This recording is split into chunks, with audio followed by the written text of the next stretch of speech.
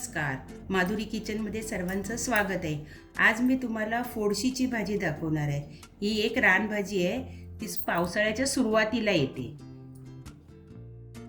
भाजीला लागणारं साहित्य: ही फोडशीची भाजी, बारीक चिरलेला कांदा, लसूण, हिरवी मिरची आणि चण्याची डाळ ही मी 4-5 तास भिजत घातली आहे, जिरं, हळद आणि ओलं खोबरं। आता ही भाजी साफ कशी करायची ना ही मी दाखवते। ही अशी भाजी असते, या भाजीला माती खूप असते एकदम, ती अशी उलगडून घ्यायची। या भाज्या एक एक सगळ्या मातीमध्ये असते ना, तिची माती अशी सगळी पुसून व्यवस्थित घ्यायची आणि मुळाकडचा भाग आहे हा काढून टाकायचा, ह्याला माती असते। हे बघा अशी असते, अशी उलगडायची भाजी। याच्यातलं काय काढाय बिडायचं काय नाही, फक्त माती पुसून घ्यायची आणि धुताना चांगली 5-6 वेळा पाण्यातून स्वच्छ धुवून चाळणीवर नितळत ठेवायची।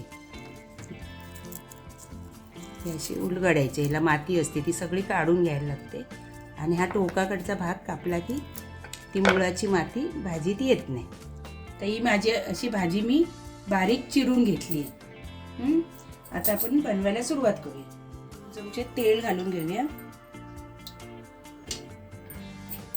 तेल तापल्यावर आपण यात लसूण घालून घेऊया, थोडा परतून घेऊया लसूण।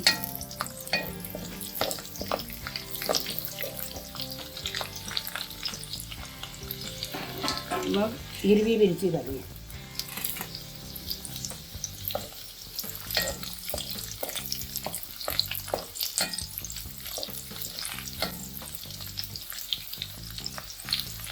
आता आपण याच्यात कांदा घालूया।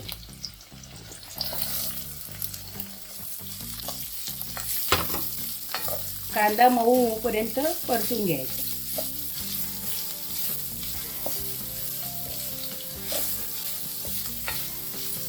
आता आपण या कांद्यावर ही भिजवलेली चण्याची डाळ टाकूया। डाळ टाकूया, हळद घ्या, मीठ घालायचं,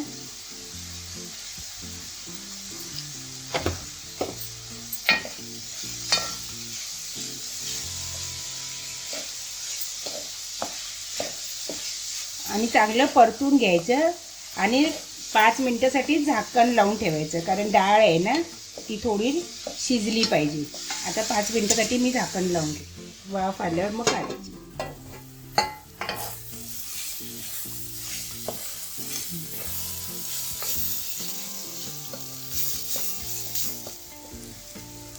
आता आपण भाजी घालून घेऊया।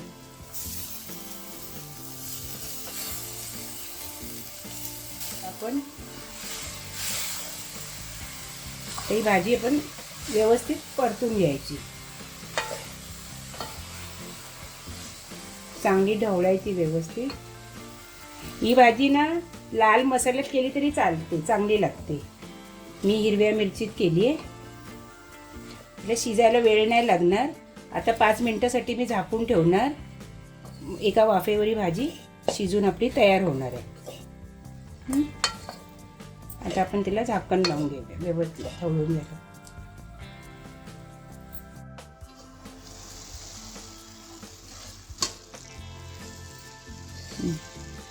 आता आपली भाजी शिजली आहे।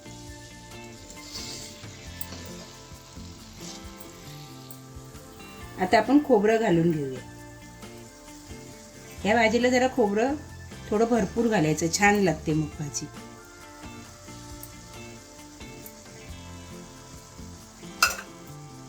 खोबरं घातल्यावर व्यवस्थित परतून घ्यायची।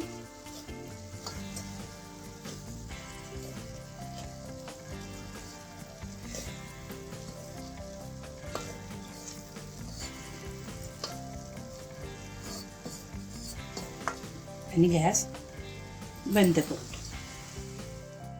भाजी झाली। आता ह्या भाजीचं सीझन आहे, सीझनमध्ये एकदा करू। आता मिळते ही भाजी, एकदा करून बघा, पौष्टिक आहे, छान. अशा प्रकारे आपली फोडशीची भाजी तयार झाली. व्हिडिओ आवडल्यास लाईक करा, शेअर करा, कमेंट बॉक्समध्ये आपल्या प्रतिक्रिया जरूर कळवा.